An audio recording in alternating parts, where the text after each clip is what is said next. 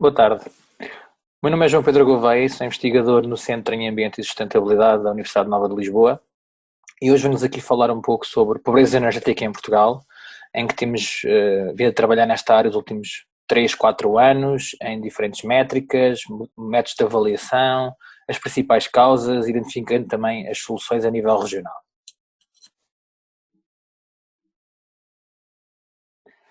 Este problema é um problema com uma escala global bastante ampla. Está ligado principalmente a três objetivos de desenvolvimento sustentável. O primeiro, de erradicar a pobreza. O terceiro, de saúde de qualidade nas habitações. E o sétimo, associado à implementação de energias renováveis e o acesso a energia a baixo custo. Neste enquadramento, temos com que a pobreza energética é um problema que afeta entre 50 a 125 milhões de europeus. E deve-se esta variação a diferentes indicadores individuais que são utilizados e, portanto, faz com que haja esta abrangência de potenciais habitações neste problema. Primeiro é que não conseguem aquecer ou arrefecer as suas casas. Outro indicador é o atraso no pagamento de contas de energia, gastos muito elevados com energia face aos seus rendimentos e pessoas a viver em habitações com problemas de umidade e bolor. Há outros indicadores que internacionalmente são usados que permitem comparar países, no entanto, é difícil ter esta análise global e integrada do problema. Com este problema a crescer cada vez mais nos diversos Estados-membros, e especialmente sendo agravado nesta altura do confinamento associado ao Covid-19, é urgente efetivamente abordar este problema não só na União Europeia, mas também em Portugal, de forma a tentar criar soluções para proceder à sua resolução. Assim sendo, o que é pobreza energética? Apesar de não ser reconhecida uma definição global e alargada e comum aos vários países europeus, também não será esse o objetivo, não existe também definições individuais na maioria dos países. Só 6 ou 7 países europeus é que têm uma definição de âmbito nacional. Isto também se deve à diversidade de contextos energéticos, climáticos e socioeconómicos muito diferentes. E, portanto, essa dificuldade de ter uma definição comum. No entanto, há uma ideia geral do que é que se considera pobreza energética e aqui temos a incapacidade das famílias de satisfazer as necessidades energéticas básicas a custos aceitáveis. O nosso trabalho em Portugal tem tido muito foco no aquecimento e no arrefecimento, portanto, a vulnerabilidade no verão e no inverno dessas habitações. Porque consideramos que a incapacidade de ter acesso a outro tipo de serviço de energia, como a iluminação, a refrigeração, aquecimento de águas e a confecção de alimentos, se uma família não consegue aceder a estes serviços, configura só por si uma situação de pobreza e não tanto de pobreza energética. E, portanto, há outros apoios que já existem em termos de índole social que permitem colmatar e ajudar a resolver este problema. E esta afirmação é também suportada pelas elevadas taxas de posse de equipamentos que fornecem estes serviços. Toda a gente tem em casa um frigorífico, toda a gente tem em casa iluminação e, portanto, nós quando trabalhamos aqui esta parte de pobreza energética associada ao calor e ao frio, está mesmo relacionado com a incapacidade das famílias de terem conforto térmico em casa. Desta forma, nós também consideramos que é um problema multidimensional, devido à sua gênese ser originada por várias causas e também ter várias consequências. E desta forma, temos as habitações, a qualidade das habitações e o desempenho energético e dos equipamentos também como um principal problema, porque em Portugal os edifícios têm um baixo desempenho energético, isolamento térmico inexistente ou deficitário, baixa taxa de posse e utilização de equipamentos de climatização, especialmente associada ao ar-condicionado e ao arrefecimento. Depois há o problema associado à saúde pública, porque a falta de conforto térmico, a presença de umidade e bolor nas habitações tem consequências diretas na saúde das pessoas, em especial em consumidores mais vulneráveis, como crianças e idosos. Depois temos os preços de energia como outro fator importante. Os preços de energia em Portugal são dos mais elevados da Europa quando comparado com o mesmo nível com os rendimentos, e afeta a forma como as pessoas realmente consomem energia. Muito da nossa análise e estudos que existem demonstram que as pessoas efetivamente não conseguem aquecer mais e arrefecer a sua casa para estarem confortáveis em casa, porque devido aos preços de energia combinado com os baixos rendimentos. Depois a localização e as condições climáticas também é um fator importante, não é? Problemas de conforto térmico e pobreza energética são elevados no país em diferentes zonas climáticas, e não é um problema só exclusivo de países com invernos muito, muito frios e severos ou com verões muito quentes, e é aqui que importa fazer esta análise. Em especial porque a Península Ibérica e Portugal irá sofrer de aumentos esperados da frequência de ondas de calor, outros eventos extremos, vagas de frio, etc. O que potencialmente vai aumentar a vulnerabilidade da população a esta questão. Mas como eu referi já, os baixos rendimentos em Portugal também são uma causa importante do problema. E nesta dimensão temos a tarifa social, que é a única ferramenta de suporte ao pagamento de faturas de eletricidade e gás, que existe para, minimamente, está associada à mitigação de pobreza energética. Desta forma, nós no Centro de Investigação e a minha equipa temos vindo a trabalhar em especial na parte do conhecimento e sensibilização para o problema. Porque um problema só pode ser resolvido, trazido à esfera pública, se conseguirmos identificar e disseminar que as populações tenham reconhecimento deste problema para o seu combate. Então, temos trabalhado também muito na sensibilização de várias entidades e organismos e da população em geral para tentar promover a solução desta questão. Algumas ideias e alguns indicadores que mostram a vulnerabilidade portuguesa comparativamente a outros países europeus. Em 2012, que foi a última vez que a União Europeia conseguiu recolher este indicador, quase 36% das habitações portuguesas viviam num alojamento que não estava confortavelmente arrefecido no verão. Éramos o segundo país da União Europeia atrás da Bulgária. Nas últimas estatísticas de 2019, é referenciado que Portugal era o quinto país europeu com maior percentagem da população com incapacidade de manter a habitação adequadamente quente no inverno. Top 2 na presença de infiltrações, umidades e decomposição na habitação. Estes três mostram efetivamente o problema associado ao edificado português.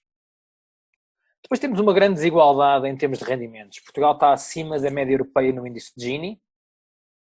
Em termos do pagamento de contas de serviço de energia do alojamento, não é um dos indicadores onde estamos pior. Efetivamente aqui estamos abaixo da média europeia, muito ligado ao consumo informal de biomassa que não está nas estatísticas e nas contas, e ao subconsumo que as famílias têm que ter em casa. Depois temos que cerca de 70% das habitações atualmente certificadas têm baixa eficiência energética. Apresentam uma classe C ou inferior, tudo combinado com os outros indicadores de falta de conforto no verão e no inverno e da presença de bolor e infiltrações, mostra o problema central dos edifícios nesta questão da pobreza energética. Uma coisa que também temos identificado é que é nos países do sul da Europa, Portugal, Itália e Grécia, que com verões mais quentes, mas com invernos mais moderados, é onde se morre mais no inverno. Há uma taxa de excesso de mortalidade no inverno muito superiores a países do norte da Europa, como a Finlândia e a Suécia, o que é altamente surpreendente. Portugal é o segundo país europeu atrás de Malta, os últimos dados disponíveis eram de 2014, e portanto todos estes indicadores e análises combinadas existentes a nível europeu mostravam e mostram que Portugal é um dos 3 países europeus com maior risco de pobreza energética. No entanto, devido às grandes diversidades sociais e geográficas associadas a este problema na União Europeia, há uma certa dificuldade em identificar métricas e soluções que sejam bastante eficazes. Foi com esta perspectiva que nós temos vindo a trabalhar no desenvolvimento de um índice de vulnerabilidade à pobreza energética. Ele já apresenta resultados desde 2017, tem vindo a ser atualizado. Em 2017 concorremos com este índice a um concurso de Social Innovation to Tackle Fuel Poverty da Fundação Schneider Electric e da Ashoka Globalizer X.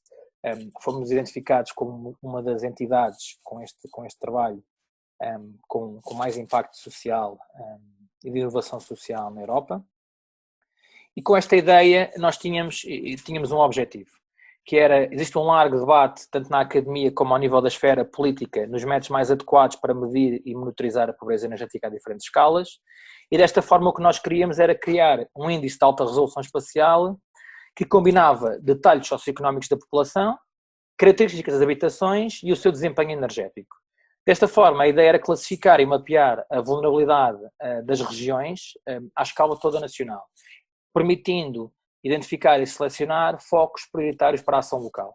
Nós fizemos isto tanto para o inverno como para o verão, porque percebemos que o problema em Portugal tinha estas duas dimensões.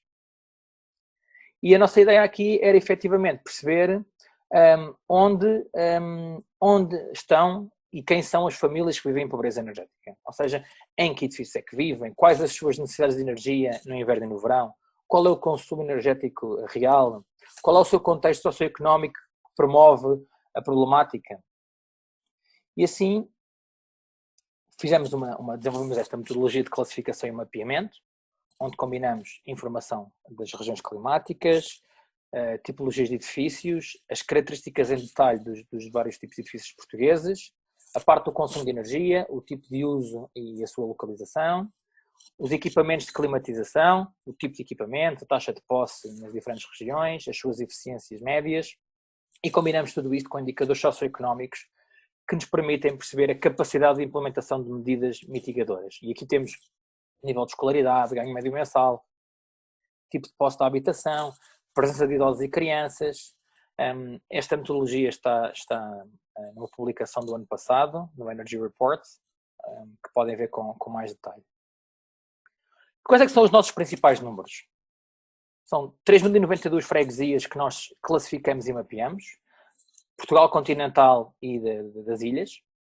Trabalhamos com 264 tipologias de edifícios representativas em Portugal e consideramos mais de 500 mil de certificados energéticos com o detalhe das suas características, das características do edificado. Portanto, isolamento, tipo de paredes, tipo de janelas, o telhado, o pavimento, as áreas médias, tudo isto é integrado na nossa ferramenta, que depois calculamos, que nos serve para calcular as necessidades de energia no verão e no inverno, seguindo o regulamento térmico atual dos edifícios, o RH. Com esta ferramenta, permite-nos não só identificar a vulnerabilidade à pobreza energética regional, mas também trabalhar o edificado, perceber as principais características, as suas principais vulnerabilidades. Aqui nesta publicação do ano passado também, no Environmental Research Letters, analisamos as variações regionais dos diferentes usos nas paredes, telhados e janelas. Trabalhamos com uma perspectiva de avaliar o gap de desconforto, ou seja, a diferença entre o que é identificado no regulamento térmico como as necessidades de consumo de energia para as pessoas estarem confortáveis nas habitações, com o consumo real, e percebemos as diferenças. Portanto, estamos a falar de diferenças de 90% face a média global nacional face ao consumo efetivo.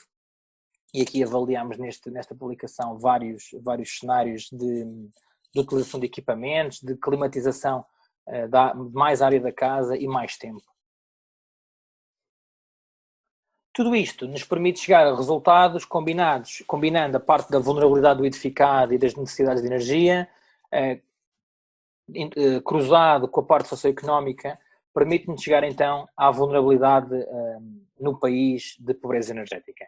Aqui é um exemplo das múltiplas análises que também conseguimos fazer, ou seja, o índice varia de 0 a 20, onde 15 a 20 é uma vulnerabilidade muito alta, portanto, quanto mais escuro, mais vulnerável, e permite-nos ter análises à escala nacional, nas diferentes NUTs, nos municípios, até à escala da freguesia neste momento.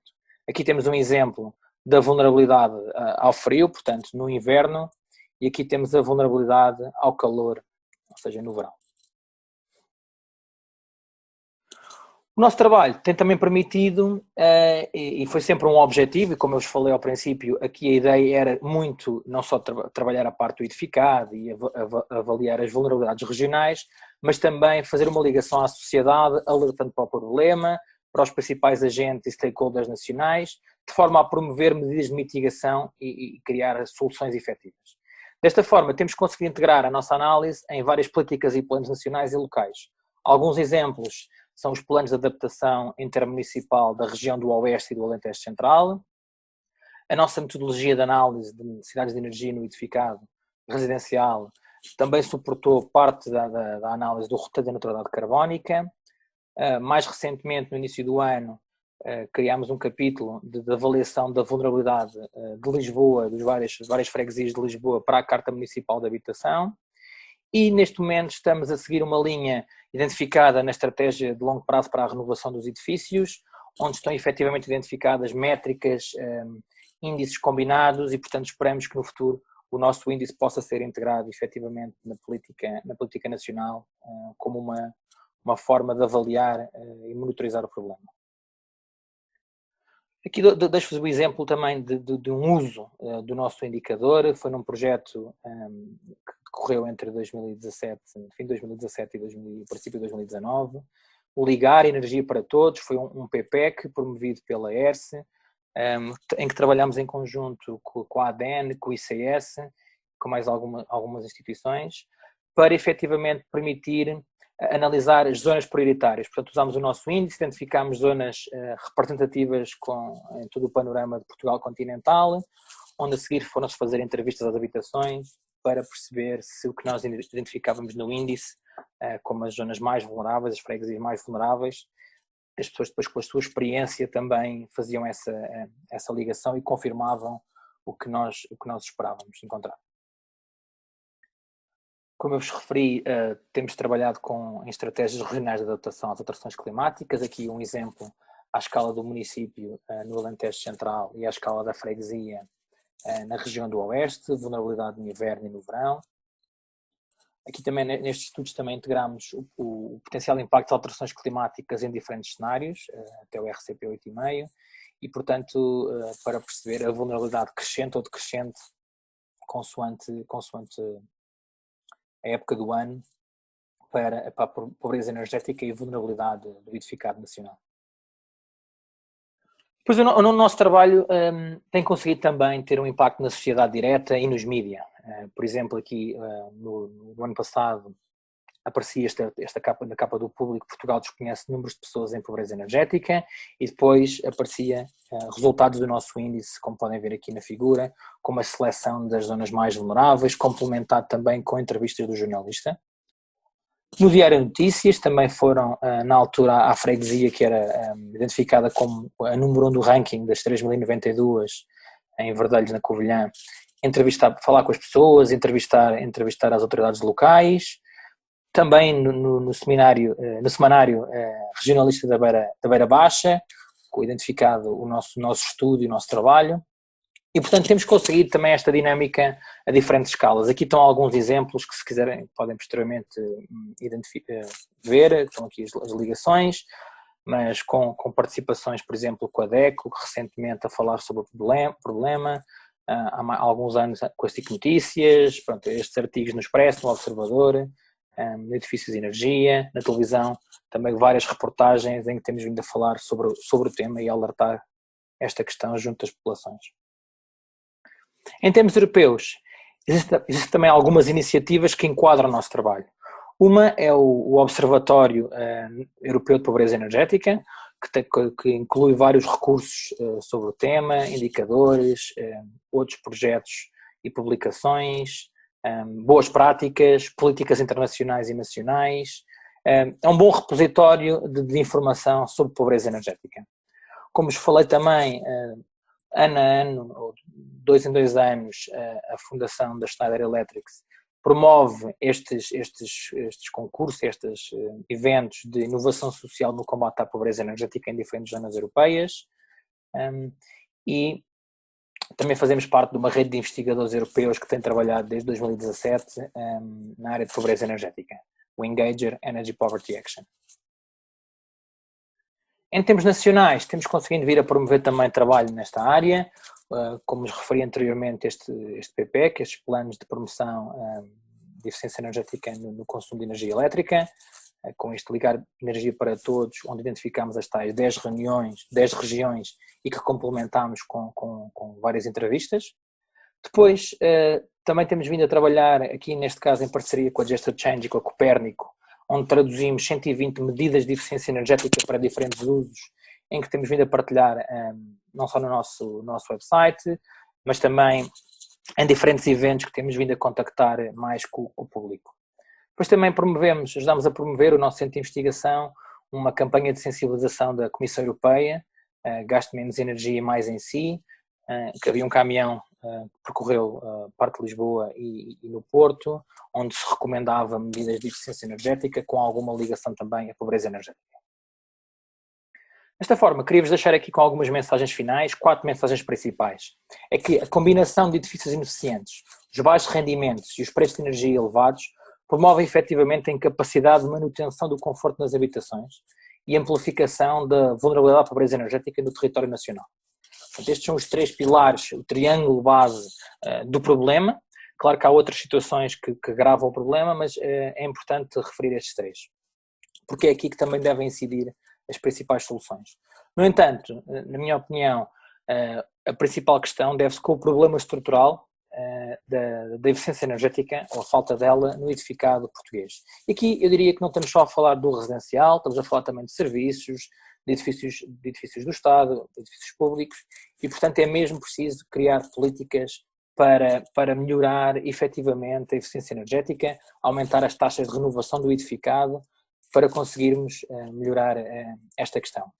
E outra das soluções importantes é realmente a integração de energias renováveis nas habitações. Faz com que o problema dos preços de energia não tenham tanto significado, portanto, a utilização de painéis fotovoltaicos em termos diários facilitaria as pessoas terem mais conforto, porque estavam a consumir energia que efetivamente não pagavam diretamente. Depois, a nossa análise também tem demonstrado que as políticas destinadas à mitigação deste problema de pobreza energética devem ser implementadas, ou pelo menos ter uma dimensão bastante regional. E é por isso que o nosso indicador trouxe essa inovação a nível não só português, mas também a nível internacional, porque nos permite comparar zonas, definir áreas prioritárias para a ação nas diferentes regiões, municípios e freguesias. E por último, deixar aqui a nota que as alterações climáticas serão responsáveis pelo aumento de ondas de calor, outros eventos extremos, que terão um impacto significativo na saúde pública e aumentar, em geral, a severidade deste problema e a vulnerabilidade das populações ao mesmo. Muito obrigado.